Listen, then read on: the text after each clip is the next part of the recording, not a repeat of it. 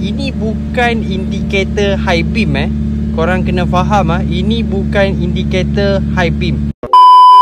Hello hi guys, welcome to the channel guys. Okay, balik kepada soalan yang korang tanya dekat aku tu. Abang, indikator ni ada dekat semua kereta bang? Ada dekat semua kereta? Ya betul, indikator high beam memang ada dekat semua kereta. Indikator high beam yang sebegini memang ada dekat semua kenderaan. Okey.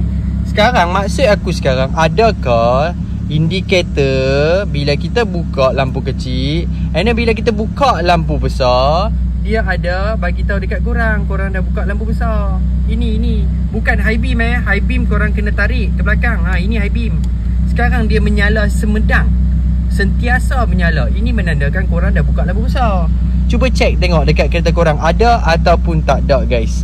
Okay, itu je video penjelasan kat korang. So thank you for watching everybody. Bye bye guys.